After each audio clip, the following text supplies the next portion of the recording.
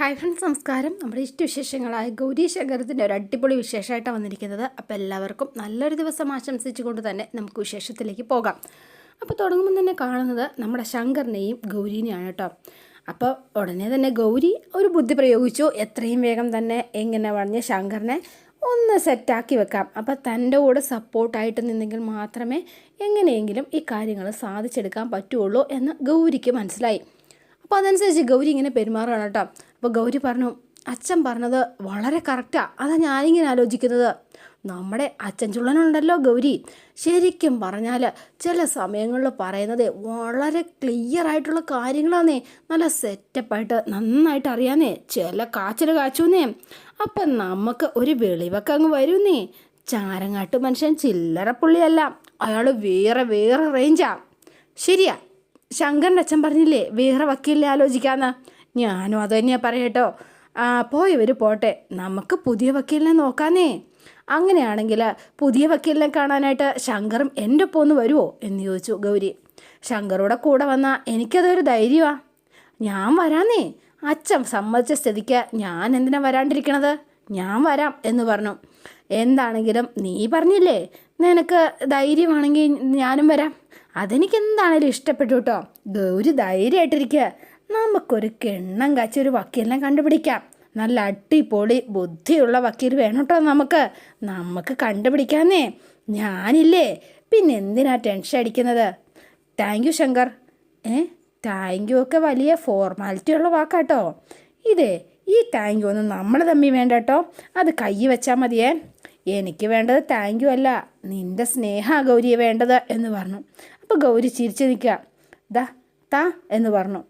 അപ്പോൾ പെട്ടെന്ന് തന്നെ ഇങ്ങനെ നോക്കുകയാണ്. വേഗം തന്നെ കൈ പിടിച്ച ഒരു ഉമ്മ അങ്ങ് കൊടുത്തു കേട്ടോ. കൈ ഇങ്ങനെ നീട്ടിയപ്പോഴത്തേനും അപ്പോൾ ശങ്കർ ആകെ ഇതായിപ്പോയി. നീ എന്തിനാ കൈ മാറ്റിയത് എന്ന് ചോദിച്ചു. ഇതാ ഗൗരി നിൻ്റെ കുഴപ്പം. നീ കൈ നീട്ടിയോണ്ടല്ലേ ഞാൻ ഉമ്മ തന്നത്. ഞാൻ കൈ നീട്ടിയതേ ഫോൺ വാങ്ങാനാ. എൻ്റെ ഫോൺ ചാർജിലിട്ടിരിക്കാം. എനിക്ക് ശങ്കറിൻ്റെ ഫോണൊന്ന് വേണം. അതിനു വേണ്ടിയാണ് ഞാൻ കൈ നീട്ടിയത്.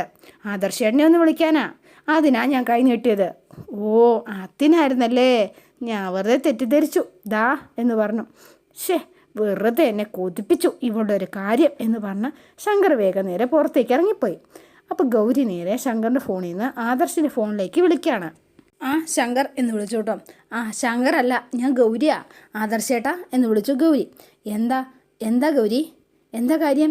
ആദർശേട്ടൻ നാളെ രാവിലെ തന്നെ കോടതി വരണം, ഞാനവിടെ കാണും. നമുക്ക് പുതിയൊരു വക്കീലിനെ കണ്ടെത്തണം എന്ന് പറഞ്ഞു.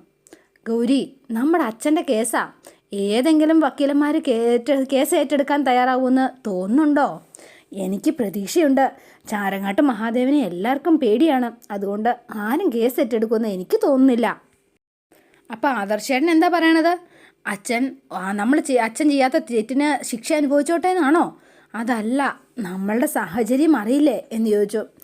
ആദർശേട്ടാ, നമ്മുടെ അച്ഛൻ ആരെയും ദ്രോഹിച്ചിട്ടില്ല. സഹായങ്ങൾ ചെയ്യാൻ പറ്റുന്നവർക്ക് ചെയ്തിട്ടേ ഉള്ളൂ.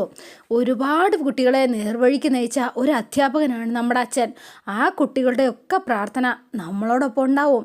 അച്ഛനെ സഹായിക്കാൻ ആരെങ്കിലും ഒരാൾ ദൈവം നമ്മുടെ മുന്നിൽ എത്തിക്കും, എനിക്കത് ഉറപ്പാ എന്ന് പറഞ്ഞു. വിചാരിക്കുന്നത് പോലെ തന്നെ ആരെങ്കിലും ഒരാളെങ്കിലും ദൈവം നമ്മുടെ പക്ഷത്ത് നിർത്താതിരിക്കില്ല എന്ന് ഗൗരി ഇങ്ങനെ ആദർശനോട് പറയുകയാണ് കേട്ടോ. ചാരങ്ങാട്ട് മഹാദേവൻ്റെ വലയിൽ വീഴാത്ത ആരെങ്കിലും കാണും, നമുക്ക് വേണ്ടിയിട്ട് അയാൾ കേസ് ഏറ്റെടുക്കും എന്ന് പറഞ്ഞ് ഭയങ്കര കോൺഫിഡൻസിൽ നിൽക്കുകയാണ് ഗൗരി. അപ്പോൾ ആദർശം ഗൗരിക്കൊപ്പം തന്നെ പോകാൻ തീരുമാനിച്ചു. എന്തെങ്കിലും ഒരു വഴി കണ്ടെത്തണമല്ലോ. അപ്പോൾ പിന്നെ കാണുന്നത് നമ്മുടെ നന്ദിനി അമ്മേനെയാണ്. അപ്പം നന്ദിനി അമ്മ ഫുഡൊക്കെ ആയിട്ടാണ് നമ്മുടെ ശ്യാം സാറിനെ കാണാനായിട്ട് ജയിലിലേക്ക് എത്തിയിരിക്കുകയാണ് കേട്ടോ. ശ്യാം സാറിന് അപ്പം ശ്യാമേട്ടന് വേണ്ടിയിട്ട് കൊണ്ടുവന്നിരിക്കുന്നതാണ് ഈ ഫുഡൊക്കെ. ഇത് ശ്യാമേട്ടന് ഏറ്റവും ഇഷ്ടപ്പെട്ട ആഹാരങ്ങളെല്ലാം തന്നെ ഉണ്ടാക്കിയിട്ടുണ്ട്. ഒന്ന് തുറന്നെങ്കിലും ഒന്ന് നോക്ക് നന്ദിനി.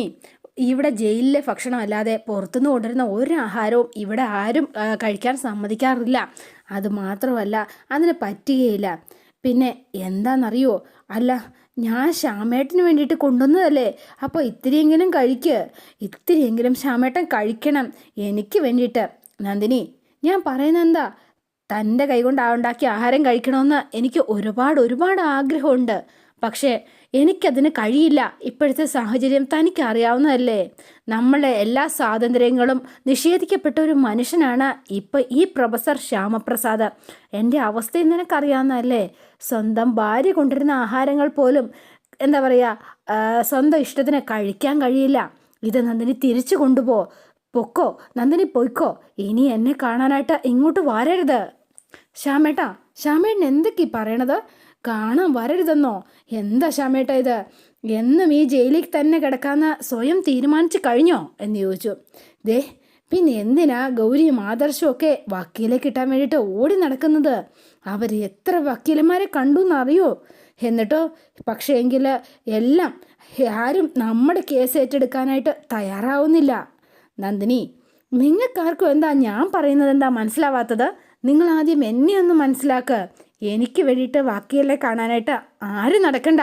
എന്തിനാ ഈ വക്കീൽ വാദിക്കുന്നത്? പക്ഷേ കേസ് വാദിക്കാതെ പിന്നെ പകരം ഞാൻ സ്വയം കുറ്റം ഏറ്റെടുത്ത് ഈ ജയിലിൽ കിടക്കുന്നതെന്ന് നിങ്ങൾക്കറിയില്ലേ? അതൊക്കെ നിങ്ങളെന്താ മറന്നുപോയോ എന്ന് ചോദിച്ചു. എനിക്ക് നീതി വേണ്ട. ഇത് ന്യായവും അന്യായവും ഒന്നും ഓർത്ത് ആരും വിഷമിക്കണ്ട. ഇത് എൻ്റെ വിധിയാ. എന്തായാലും ഒരു വക്കീലിനെ കിട്ടാഞ്ഞത് എന്തായാലും നന്നായി എന്ന് പറയാണ്. ഓഹോ, അങ്ങനെയല്ലേ, സമ്മതിച്ചു. പക്ഷേ ശ്യാമേട്ടൻ സ്വയം തിരഞ്ഞെടുത്ത വിധിയാണിത്, അല്ലാതെ ഇത് വന്നതല്ല. പക്ഷേ ശ്യാമേട്ട, നിങ്ങൾ എപ്പോഴെങ്കിലും എന്നെങ്കിലും എന്നെക്കുറിച്ച് ആലോചിക്കാറുണ്ടോ എന്ന് ചോദിച്ചു. അത് മാത്രമല്ല, ശ്യാമേട്ടൻ്റെ അമ്മയെക്കുറിച്ച് ആലോചിക്കാറുണ്ടോ? നമ്മുടെ ആരതിയെയും ആദർശിനെയും ഗൗരിയും ഒക്കെ കുറിച്ച് ആലോചിക്കാറുണ്ടോ? ഞാൻ തിരിച്ചൊരു കാര്യം ചോദിച്ചോട്ടെ. അതെ, നമ്മുടെ സന്തോഷമാണോ അതോ ഗൗരിയുടെ ജീവിതമാണോ വലുത്? അതെ, ശരിക്കും പറഞ്ഞാൽ ഒരു കാര്യം പറയട്ടെ. ഈ ചോദ്യം ഒരു ഭാര്യയോടാണോ അതോ ഒരു അമ്മയോടാണോ ചോദിക്കുന്നത് എന്ന് ചോദിച്ചു.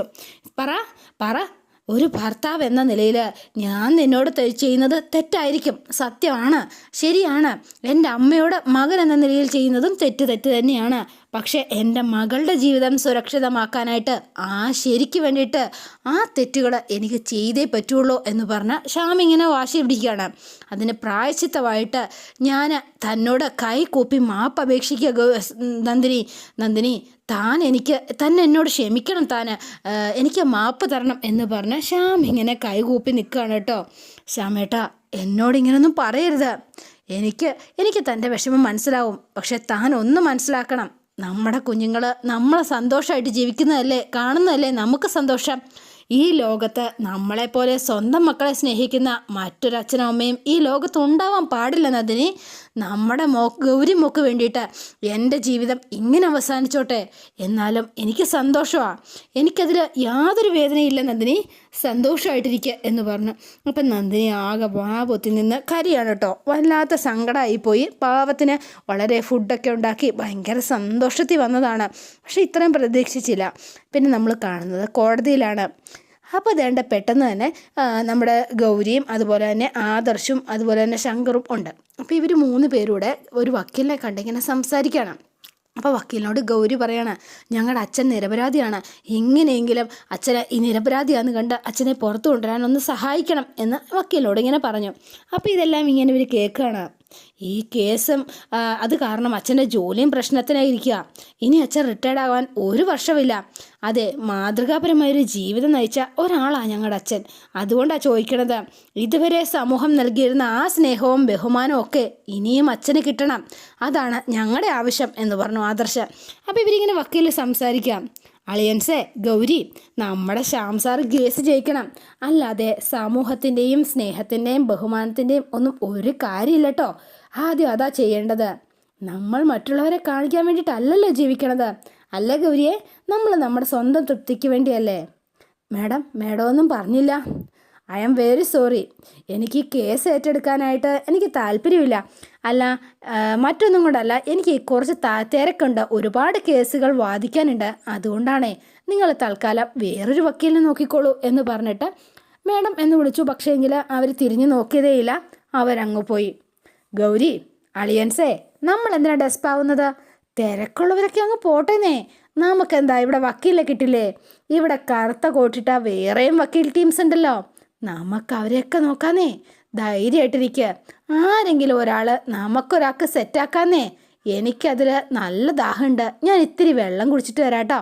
എന്താണെങ്കിലും അതിനുശേഷം നമുക്ക് നോക്കാം എന്ന് പറഞ്ഞ് ശങ്കർ നേരെ അപ്പുറത്തേക്ക് പോയി. ആദർശേട്ടാ, ശങ്കർ പറഞ്ഞത് തന്നെയാണ് ശരി. എന്താണെങ്കിലും വേറെയും വക്കീലന്മാരുണ്ടല്ലോ, നമുക്ക് അവരെയൊക്കെ കണ്ട് ഒന്ന് സംസാരിച്ച് നോക്കാം. ആരെങ്കിലും ഒരാൾ നമ്മുടെ കേസ് ഏറ്റെടുക്കും. അപ്പോൾ ഗൗരിയും ആദർശം ഓരോരോ വക്കീലന്മാരുടെ അടുത്തായിട്ട് ചെന്നിങ്ങനെ സംസാരിക്കുകയാണ്. പക്ഷേ എങ്കിൽ എല്ലാവരും ഒഴിഞ്ഞു മാറി അങ്ങ് പോവാട്ടോ ചെയ്തത്. അപ്പം മഹാദേവനെ പേടിച്ചിട്ടാണ് എല്ലാവരും മാറിപ്പോകുന്നത്. അപ്പോൾ പലരുടെയും മുന്നിൽ കൈകൂട്ടി യാചിക്കാനും ഒക്കെ പോയി. പക്ഷേ എങ്കിൽ ആരും അതിന് വക്കാലത്ത് ഏറ്റെടുക്കാൻ തയ്യാറായില്ല. ഓരോരോ കാരണം പറഞ്ഞത് എല്ലാവരും ഒഴിവാകുകയാണല്ലോ. ചാരങ്ങാട്ട് മഹാദേവനോടുള്ള ഭയമാണ് അതിന് കാരണം. ഇതിനൊന്നും കൊണ്ട് നമ്മൾ തോറ്റു കൊടുക്കില്ല ആദർശേട്ടാ. അപ്പോൾ ഒരാൾ അങ്ങോട്ടേക്ക് വന്നു. ഇത് ശ്യാം സാറിൻ്റെ മക്കളല്ലേ എന്ന് ചോദിച്ചു. അച്ഛനെ നിങ്ങൾക്ക് എങ്ങനെ അറിയാം? എൻ്റെ പേര് ഉത്തമൻ, ഞാൻ ഗുമസ്തനാ. എൻ്റെ മോളെ പഠിപ്പിച്ചത് ശ്യാം സാറാ. അതെ, അവൾ നിങ്ങളുടെ വീട്ടിൽ ട്യൂഷന് വന്നിട്ടുണ്ട്. അങ്ങനെയാ നിങ്ങളെ രണ്ടുപേരെയും എനിക്ക് പരിചയം. ശ്യാം സാറിൻ്റെ കാര്യങ്ങളൊക്കെ ഞാൻ അറിഞ്ഞു. പക്ഷേ നിങ്ങൾ വിഷമത്തിലല്ലേ? നിങ്ങൾ ഇവിടെ നിന്ന് ഒരു വക്കീലെ കണ്ടിട്ടും ഒരു സാധ്യതയില്ല. പക്ഷേങ്കിൽ എന്താണെന്ന് വെച്ചാൽ ഇവിടെ ആരും ശ്യാമപ്രസാദ് സാറിൻ്റെ കേസ് ഏറ്റെടുക്കാൻ ധൈര്യം കാണിക്കുമെന്ന് തോന്നുന്നില്ല. എല്ലാ വക്കീലന്മാരും കേസ് ഒഴിയുന്നത് ഒരാളെ പേടിച്ചിട്ടാണ്. നിങ്ങൾ ഏത് വക്കീലിനെ കണ്ടാലും ഇത് തന്നെ അവസ്ഥ. അപ്പോൾ അതുകൊണ്ട് ഈ കേസ് അവസാനിപ്പിക്കണമെന്നാണോ സാറ് പറയണത്? നിയമം പഠിച്ചവരുടെ കൂട്ടത്തിൽ ചാരങ്ങാട്ട് മഹാദേവനെ ഭയക്കാത്ത ഒരാളെങ്കിലും ഉണ്ടാവില്ലേ എന്ന് ചോദിച്ചു. ആ ഒരാളെ ഞങ്ങൾ കണ്ടെത്തും. അങ്ങനെ ഒരാളെ എനിക്കറിയാം എന്ന് പറഞ്ഞ ഉടനെ ഉത്തമൻ, അഡ്വക്കേറ്റ് ഹർഷൻ, അങ്ങനെയാണ് അയാളുടെ പേര്. അദ്ദേഹത്തെ നിങ്ങൾ കണ്ട ഒന്ന് കാര്യം സംസാരിക്കുക. ഈ എന്താ പറയുക, നിങ്ങളുടെ വക്കാലത്ത് എന്താണെങ്കിലും ഹർഷൻ വക്കീൽ ഏറ്റെടുക്കും. ആരുടെ പേടിയും ഭയപ്പാടും ഒന്നും അങ്ങേരുടെ നടക്കില്ല. അങ്ങേര് ഭയങ്കര സ്ട്രിക്റ്റ് ആയിട്ടുള്ളൊരു മനുഷ്യനാണ്. ആരുടെ പേടിപ്പിക്കലും ഒന്നും ആ മനുഷ്യൻ്റെ അടുത്ത് ഏൽക്കാനേ വഴിയില്ല. നിങ്ങൾ നന്നായി പ്രതീക്ഷിച്ച് തന്നെ, അല്ലെങ്കിൽ ശുഭവിശ്വാസത്തോടു കൂടി തന്നെ നിങ്ങൾ അദ്ദേഹത്തിൻ്റെ അടുത്തേക്ക് ചെല്ലുക എന്ന് പറഞ്ഞാൽ ഉത്തമൻ ഭയങ്കര ഒരു കോൺഫിഡൻസ് ഒക്കെ ഇവർക്ക് കൊടുത്തു കേട്ടോ. ഇതാണ് അദ്ദേഹത്തിൻ്റെ കാർഡ് എന്ന് പറഞ്ഞുകൊണ്ട് ഒരു കാർഡൂടെ കൊടുത്തു. അപ്പോൾ ഫോൺ നമ്പറും അഡ്രസ്സും ഒക്കെ അടങ്ങിയ ഒരു കാർഡ് ആണെന്ന് നമ്മുടെ ചാരങ്ങാട്ട് വീട്ടിലാണ്. അപ്പോൾ ചാരങ്ങാട്ട് വീട്ടിൽ മഹാദേവനും ദേവിമായും ഒക്കെ ഉണ്ട് കേട്ടോ. അതുപോലെ തന്നെ കമലയും രാധാമണി തങ്കച്ചിയുണ്ട്. അപ്പോൾ ഇവരെല്ലാവരോടും ഇങ്ങനെ നിന്ന് സംസാരിക്കുകയാണ്.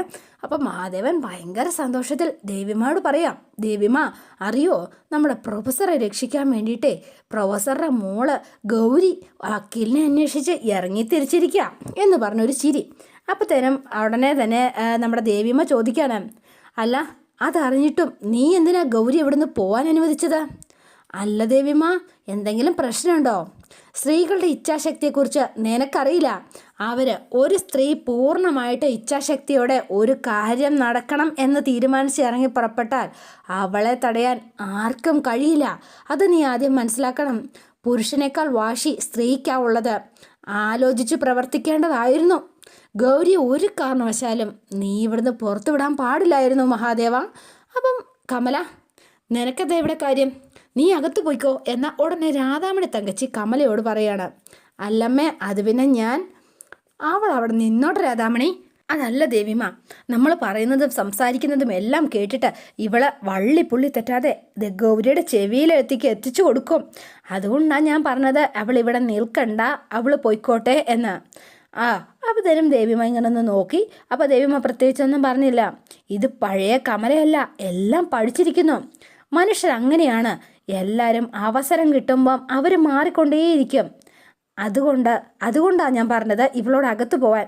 കമലേ, നിന്നോട് പറഞ്ഞത് മനസ്സിലായില്ലേ? നീ കയറിപ്പോകത്ത് എന്ന് പറഞ്ഞു. അപ്പോൾ കമല അതേണ്ട അപ്പുറത്തേക്ക് അങ്ങ് പോയി. അപ്പോൾ ഇവരിങ്ങനെ സംസാരിക്കുക. ദേവിമ, ഇനിയിപ്പം ഞാനിപ്പോൾ എന്താ ചെയ്യുക എന്ന് ചോദിച്ചു. മഹാദേവ, ഗൗരിയെ നമ്മളിനി സൂക്ഷിക്കണം. അവളെ ഒരു കാരണവശാലും അവളൊരു അഡ്വക്കേറ്റിനെ കണ്ടെത്തി പ്രൊഫസറിനെ പുറത്തിറക്കിയാൽ എന്താ പറയുക, ചാരങ്ങാട്ട് മഹാദേവൻ ഇരട്ടത്താപ്പ് കാണിക്കുക എന്നല്ലേ നമ്മൾ മനസ്സിലാക്കുള്ളൂ. അത് ശരിയാണല്ലോ.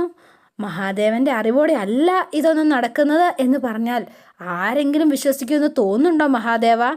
ദേവിമ, ഞാൻ ചെയ്തത് വല്ലാത്തൊരു അപകടമാണ് ചെയ്തതല്ലേ. ഞാൻ ചെയ്തതിൻ്റെ അപകടം എനിക്ക് ഇപ്പോഴാണ് മനസ്സിലായത്. പെണ്ണുങ്ങളെല്ലാം ഇവിടുത്തെ പോലെയാണെന്ന് ഞാൻ തെറ്റിദ്ധരിച്ചു. അപ്പോൾ ദേവിയമ്മയെ കാണിച്ചിട്ട് പറഞ്ഞു ഇവിടുത്തെ പോലെയാണെന്ന് ഞാൻ തെറ്റിദ്ധരിച്ചു എന്ന്. ദേവിയമ്മ പറഞ്ഞതാ ശരി, അങ്ങനെ അല്ലാത്തവരുണ്ടല്ലേ. ഇനിയിപ്പം ഞാൻ എന്താ ചെയ്യുക? ഇനി ഞാൻ സൂക്ഷിച്ചോളാം എന്ന് പറഞ്ഞു.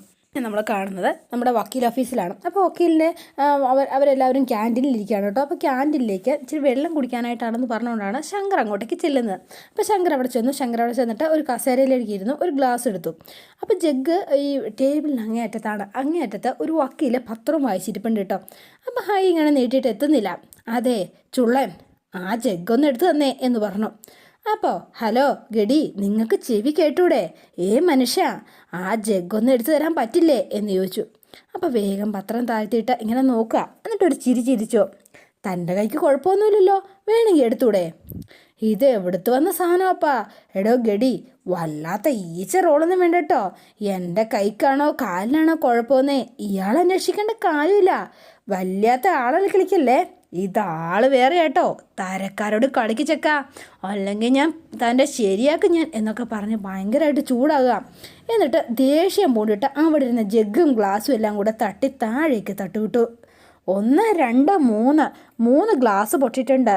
ഒരു ഗ്ലാസ്സിന് 80 രൂപ വെച്ച് 3 ഗ്ലാസ്സിന് 280 രൂപ. പിന്നെ ഒരു ജഗ്ഗും പോയിട്ടുണ്ട്.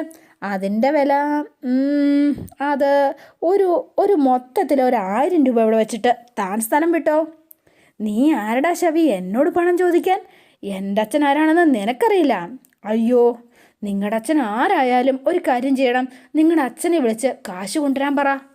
നീ എന്തുട്ടടാ പറഞ്ഞത് എന്ന് ചോദിച്ച് ഇവൻ്റെ കോത്തിന് കയറി പിടിച്ചു. ഈ വക്കീലിനെ പിടിച്ചിട്ട് വേണ്ട വിട് എന്ന് പറഞ്ഞു കേട്ടോ. നീ എന്താടാ വിചാരിച്ചത്? നീ എന്നോട് ആജ്ഞാപിക്കാറായോ എന്ന് ചോദിച്ചുകൊണ്ട് നമ്മുടെ ശങ്കർ ഭായി ആകെ ദേഷ്യത്തിലാട്ടോ. ഇത് വേറെയാടാ വിത്ത്, ശങ്കർ ഭായിയോട് നീ ആജ്ഞാപിക്കാറായോ എന്നൊക്കെ ചോദിച്ച് ചൂടാകണം. എൻ്റെ നേരെ കൈ ഉയർത്തിയ ഇന്ത്യയിൽ പീരൽ കൊള്ളേ നല്ല 1-ാം തരം വകുപ്പ് ചേർത്ത് നീ അകത്ത് കിടക്കും, മനസ്സിലായോ നിനക്ക്? എന്നാൽ നിനക്ക് കാണണോ എന്ന് ചോദിച്ചു വക്കീല്. നിൻ്റെ അതിലത്തെ ഡയലോഗ് നീ എന്നാ പിന്നെ നീ എന്നെ അകത്തിറ എന്ന് പറഞ്ഞ് ഇവന്മാർ തമ്മിൽ അങ്ങോട്ടും ഇങ്ങോട്ടും കയ്യാങ്കളി നടക്കുകയാണ് കേട്ടോ. അപ്പോഴാണ് നമ്മുടെ ഗൗരിയും ആദർശും ഓടി വരുന്നത്. ശങ്കർ എന്തീ കാണിക്കുന്നത് എന്ന് ചോദിച്ചു. എന്നിട്ട് ശങ്കറിനെ പിടിച്ചു മാറ്റി. അപ്പോൾ ഇദ്ദേഹം അങ്ങനെ മാറി നിന്നിട്ട്, നിന്നെ പോലുള്ള ആൾക്കാരോട് അതിലത്തെ ഗുണ്ടായുസൊന്നും എൻ്റെ അടുത്ത് നടക്കില്ല. ഇപ്പം നടന്നത് നടന്നു. ഇനി എനിക്ക് ഒരുപാട് പണി ഉള്ളത് കൊണ്ട് മാത്രം നിൻ്റെ കൂടെ പിന്നാലെ നടന്ന്, അല്ലെങ്കിൽ നിന്നെ ഞാൻ ഇത് പുറകെ നടക്കാൻ സമയമില്ലാത്തത് കൊണ്ട് മാത്രം ഞാൻ കേസാക്കുന്നില്ല. ഇനി നീ എൻ്റെ മുന്നിൽ കണ്ടാണ്ടല്ലോ, നീ എന്തൊട്ടടാ എന്നെ പേടിപ്പിക്കുകയാണോ? നിൻ്റെ മുന്നിൽ കണ്ടാൽ നീ എന്തൊട്ട് ചെയ്യുമെന്നാടാ പറയുന്നത്? എന്നാൽ പിന്നെ നിനക്ക് എന്തെങ്കിലും ചെയ്യാൻ പറ്റുമെങ്കിൽ നീ ഇപ്പം ചെയ്യടാ. ശങ്കർ മഹാദേവനെ നിനക്ക് അറിയാഞ്ഞിട്ടാ. കളം നോക്കി കളിച്ചോ, ഇല്ലെങ്കിൽ പാലും വെള്ളത്തിൽ കളി കിട്ടും. വെള്ളം പണിയല്ല കേട്ടോ, 8ൻ്റെ പണി. നീ എനിക്ക് 8ൻ്റെ പണിയൊന്നും തരാനായിട്ടൊന്ന് നോക്കടാ. നിനക്ക് ഞാനൊരു 16ൻ്റെ പണി നിനക്ക് തിരിച്ചു തരാം. അപ്പോൾ ഇവന്മാർ 2 പേരും അങ്ങോട്ടും ഇങ്ങോട്ടും ഇങ്ങനെ വാക്കേറ്റാണ് കേട്ടോ. അപ്പോൾ വാക്കേറ്റം പറഞ്ഞപ്പോൾ വക്കീൽ ചോദിക്കുകയാണ്, നീ തൃശ്ശൂരുകാരനാ അല്ലേടാ എന്ന് ചോദിച്ചു. അതെ, ഞാൻ ആരാണ് എന്നറിയണമെങ്കിൽ ഇവിടെ തിരുവനന്തപുരത്തുള്ളവരോട് നീ ഒന്ന് ചോദിച്ചു നോക്ക്, അപ്പം മനസ്സിലാക്കി തരും. അപ്പം നിനക്ക് നല്ല വെട്ടിപ്പായിട്ട് ഹിസ്റ്ററി പറഞ്ഞു തരും, ജോഗ്രഫിയും പറഞ്ഞു തരും. നീ ഒന്ന് ചോദിച്ചു നോക്ക് എന്ന് പറഞ്ഞിട്ട് വക്കീൽ അങ്ങ് പോയിട്ടോ. ശങ്കർ എന്ത് പണിയായി കാണിക്കുന്നത്? എനിക്കൊരു സഹായമാകും എന്ന് കരുതിയിട്ടല്ലേ ഞാൻ ശങ്കറിനെ കൂടെ കൂട്ടിയത്. ഗൗരി, നീ എന്തറിഞ്ഞിട്ടാണ് ഈ സംസാരിക്കുന്നത്? നീ ആരുടെ ഭാഗത്താ തെറ്റെന്ന് വല്ലതും അറിയാവോ നിനക്ക്? അപ്പത്തേനും ഉടനെ തന്നെ ആദർശ് പിടിച്ചിട്ട്, അപ്പം നീ അളിയൻസിൻ്റെ ഭാഗത്തല്ലാതെ പിന്നെ ആരുടെ തെറ്റ് എന്ന് ചോദിച്ചു. അളിയൻസും പറഞ്ഞു വരുന്നത് എൻ്റെ ഭാഗത്താ തെറ്റെന്ന്. അളിയൻസ് എന്തറിഞ്ഞിട്ടാണ് ഇങ്ങനെ സംസാരിക്കണത് എന്ന് ചോദിച്ചു. ഈ കന്നാലി പറഞ്ഞത് ആരെങ്കിലും ശ്രദ്ധിച്ചോ? നീ കേട്ടോ? അതെ ശങ്കർ, ആദർശേട്ടൻ പറഞ്ഞതിൽ എന്താ തെറ്റ്? നമ്മൾ വന്നത് എന്തിനാണെന്ന് പോലും മറന്നു പോയോ? അത് കഴിഞ്ഞില്ലേ, അയാളുടെ വഴിക്ക് പോയി. ഇനിയിപ്പോൾ അത് തന്നെ എന്തിനാ പറഞ്ഞുകൊണ്ടിരിക്കണത്? അയാൾ പോയില്ലേ, ഇനി ബാക്കി നോക്ക്. ഗൗരി, ഇനി അത് കളഞ്ഞേക്കിട്ടാം. അവൻ ചൊറിയാൻ വന്നപ്പോൾ നിങ്ങളത് ശരിക്കും പറഞ്ഞാൽ അപ്പം കണ്ട കാലിയ, അത്രേ ഉള്ളൂ. Wash out team. ശങ്കർ, ഞങ്ങൾക്ക് ഒരു അഡ്വക്കേറ്റിൻ്റെ പേര് കിട്ടി. അയാൾ ഈ കേസ് ഏറ്റെടുക്കാമെന്നാണ് ഞങ്ങളുടെ ഒരു പ്രതീക്ഷ. ആണോ? അപ്പോഴത്തേനും വേഗം തന്നെ അപ്പോൾ അതിലൊരു വക്കീൽ അങ്ങ് പോയി. വക്കീൽ പോയപ്പോഴത്തേനും ഉടനെ തന്നെ ആദർശ് ചോദിക്കുകയാണ്, അതെ ചേട്ടാ ഒരു നിമിഷം എന്ന് പറഞ്ഞു. അപ്പോൾ അദ്ദേഹം അവിടെ നിന്ന് ചോദിക്കുകയാണ്, അല്ല ഈ അഡ്വക്കേറ്റ് ഹർഷൻ്റെ ഓഫീസ് എവിടെയാണ്? എന്താ ചേട്ടാ നോക്കുന്നത്? ഹർഷൻ എന്ന പേരിൽ ഒരു വക്കീലില്ലേ എന്ന് ചോദിച്ചു ഗൗരി. അതെ, മറ്റൊന്നും കൊണ്ടല്ല എന്ന് പറഞ്ഞു. അപ്പോൾ വക്കീൽ ഇങ്ങനെ നോക്കിയിട്ട്, നിങ്ങളുടെ കൂടെ വന്ന ഇയാൾ വാടിയുണ്ടാക്കിയില്ലേ, അത് ആ ഹർഷൻ എന്ന് പറയുന്ന ആ വക്കീലിനോടാ എന്ന് പറഞ്ഞിട്ട് ഇദ്ദേഹം അങ്ങ് പോയി. അപ്പോഴാ കാര്യം മനസ്സിലായത്. ആഹാ, അത് ശരി, ഈ ശവീനെയാണോ നിങ്ങൾ കാര്യമായിട്ട് അന്വേഷിച്ച് നടന്നത്? ഇയാൾ കേസ് വാദിച്ചാൽ ജയിക്കുമെന്നൊന്നും എനിക്ക് തോന്നുന്നില്ല കേട്ടോ. അപ്പോൾ എന്താ പറയുക, ഒരു ലേഡി വക്കീൽ അങ്ങോട്ടേക്ക് വന്നിട്ട് എന്താ പറയുക, ആ സ്ത്രീ ഇങ്ങനെ പറയുകയാണ്, അതെ, ആര് പറഞ്ഞു നിങ്ങളോട് ഹർഷൻ വക്കീലിനെ പറ്റി നിങ്ങൾക്കറിയാഞ്ഞിട്ടാ? അതേ, നല്ല മിടുക്കം വക്കീലാ, സത്യസന്ധനം, മര്യാദക്കാരനുമാണ്. എടോ, തന്നോട് ആരെങ്കിലും അഭിപ്രായം ചോദിച്ചോ? ഇയാളെന്താ കല്യാണം ആലോചിച്ച് വന്നത് അയാളെ? തനിക്കൊന്നും വേറെ പണിയില്ലേടോ, താൻ തന്നെ പണിക്ക് പോടോ എന്ന് പറഞ്ഞു. അപ്പോൾ അവരോട് ചൂടായി ഉടനെ നമ്മുടെ ശങ്കർ. അപ്പോൾ ആ സ്ത്രീ അങ്ങോട്ടേക്ക് പോയി കേട്ടോ. അതെ, നമുക്ക് നീ ഒന്ന് ഓർക്കണ്ട കേട്ടോ, നമുക്കൊരു കാര്യം ചെയ്യാം ഗൗരി, തിരുവനന്തപുരത്താണോ വക്കീലിന് പഞ്ഞം, നമുക്ക് വേറെ വക്കീലിനെ നോക്കാം, നമുക്ക് ആ വക്കീൽ തന്നെ മതി എന്ന് പറഞ്ഞു ഗൗരി. ആദർശേട്ടാ, നമുക്ക് എങ്ങനെയെങ്കിലും അയാളെ കൊണ്ട് ഈ കേസ് ഏറ്റെടുപ്പിച്ചേ പറ്റുള്ളൂ എന്ന് പറഞ്ഞു. അപ്പം തന്നെ കാര്യം മനസ്സിലായി. അപ്പോൾ ശങ്കർ എന്താണെങ്കിലും അതിന് ഇടംതിരിയിട്ട് കോലായിട്ട് നിൽക്കുകയാണ്. അപ്പോൾ ഇത് കഴിഞ്ഞിട്ട് ഹർഷൻ അങ്ങോട്ടേക്ക് കയറി വരികയാണ് കേട്ടോ. അപ്പോഴാണ് ഗൗരിയും അതുപോലെ തന്നെ ആദർശോട് അങ്ങോട്ടേക്ക് വന്നത്. സർ എന്ന് വിളിച്ചു വന്നു. എന്താ സർ, അഡ്വക്കേറ്റ് ഹർഷൻ? അതെ, ഞാനാണ് എന്ന് പറഞ്ഞു. എൻ്റെ പേര് ഗൗരി, ഇതെൻ്റെ ചേട്ടൻ ആദർശ് എന്ന് പറഞ്ഞ് ഇവർ പരിചയപ്പെടുത്തി. വക്കീൽ, ഞങ്ങളെ ഒന്ന് സഹായിക്കണം. അപ്പോൾ ഇവരിങ്ങനെ നോക്കുകയാണ് കേട്ടോ. ഇപ്പം കുറച്ച് മുമ്പ് അതെൻ്റെ ഹസ്ബൻഡിന് വേണ്ടിയിട്ട് ഞാൻ ക്ഷമ ചോദിക്കുക. അദ്ദേഹം അറിയാതെ പെട്ടെന്ന് അങ്ങനെ സംഭവിച്ചു പോയതാ. ഓ, അയാൾ നിങ്ങളുടെ ഹസ്ബൻഡാണോ എന്ന് ചോദിച്ചു. അപ്പം ശരി, അതൊക്കെ പോട്ടെ, നിങ്ങൾ എന്തിനാ വന്നത് അത് പറ. ഞങ്ങളുടെ അച്ഛൻ പ്രൊഫസർ ശ്യാമപ്രസാദ് ജയിലിലാണ്. അച്ഛൻ ഒരു തെറ്റും ചെയ്തിട്ടില്ല. അദ്ദേഹം നിരപരാധിയാണ്. അദ്ദേഹത്തിന് വേണ്ടിയിട്ട് കോടതിയിൽ അക്കാര്യം തെളിയിക്കണമെങ്കിൽ ഞങ്ങൾക്ക് ഒരു വക്കീലെങ്കിലും കേസ് ഏറ്റെടുക്കാൻ തയ്യാറാവണം. ഞങ്ങൾ പലരെയും കണ്ടു ഞങ്ങൾ ആ കേസ് ഏറ്റെടുക്കാൻ, പക്ഷെ ആരും തയ്യാറാവുന്നില്ല. അപ്പോഴാണ് ഞങ്ങൾ വക്കീലിനെ കുറിച്ച് കേട്ടത്. അതുകൊണ്ടാണ് ഞങ്ങൾ വക്കീലിൻ്റെ അടുത്തേക്ക് വന്നത്. ഞങ്ങളെ ഒന്ന് സഹായിക്കണം. അല്ല, നിങ്ങളുടെ കേസ് ഏറ്റെടുക്കാൻ ഒരു വക്കീലന്മാരും തയ്യാറാവുന്നില്ലേ എന്ന് ചോദിച്ചു. അതെ, അതിന് മാത്രം എന്ത് തെറ്റാണ് നിങ്ങളുടെ അച്ഛൻ ചെയ്തത്? അയ്യോ, ഞങ്ങളുടെ അച്ഛൻ ഒരു തെറ്റും ചെയ്തിട്ടില്ല സർ. ഞങ്ങളുടെ അച്ഛൻ നിരപരാധിയാണ്. പക്ഷേ അല്ല, പിന്നെ എന്തുകൊണ്ടാണ് മറ്റു വക്കീലന്മാരൊന്നും ഈ കേസ് ഏറ്റെടുക്കാത്തത്? അത് പിന്നെ സാർ, എല്ലാവർക്കും അയാളെ ഭയമാണ്, ആ മനുഷ്യനെ ഭയമാണ് എന്ന് പറഞ്ഞു. ഞങ്ങളുടെ അച്ഛൻ്റെ തെറ്റുകൊണ്ടല്ല, ചാരങ്ങാട്ടും മഹാദേവനോട് പേടിയുള്ളത് കൊണ്ടാണ് വക്കീലന്മാർ ഈ കേസ് ഏറ്റെടുക്കാത്തത് എന്ന് പറഞ്ഞു. ചാരങ്ങാട്ടും മഹാദേവൻ? ഏത്, നമ്മുടെ സാമുദായിക നേതാവ് ചാരങ്ങാട്ട് മഹാദേവനാണോ? അതെ എന്ന് പറഞ്ഞു. ഓ, അല്ല, അയാൾ എന്തിനാ ഈ കേസിൽ ഇടപെടുന്നത്? അത് പിന്നെ കാര്യമുള്ളത് കൊണ്ട് തന്നെയാ എന്ന് പറഞ്ഞുകൊണ്ട് ശങ്കർ ദേണ്ട അങ്ങോട്ടേക്ക് വീണ്ടും ഇടങ്കോലിട്ട് കയറി വരികയാണ്. അപ്പോൾ അതോടെയാണ് ഇന്നത്തെ വിശേഷം അവസാനിക്കുന്നത്. ഇനി നാളത്തെ വിശേഷം ഇതിലും ഗംഭീരമാണ്. അപ്പോൾ എല്ലാവരും വെയിറ്റ് ചെയ്യുക. നിങ്ങൾക്ക് ഇഷ്ടപ്പെട്ടുവെങ്കിൽ ലൈക്ക് ചെയ്യുക, ഷെയർ ചെയ്യുക, തൊട്ടടുത്ത് ആ ബെൽബട്ടൺ കൂടെ ഒന്ന് ഞെക്കുകയാണെങ്കിൽ ഞാൻ ഇടുമ്പോൾ തന്നെ നോട്ടിഫിക്കേഷൻ ലഭിക്കുന്നതായിരിക്കും. പുതുപുത്ത വിശേഷമായിട്ടെത്താം. Bye and see you again.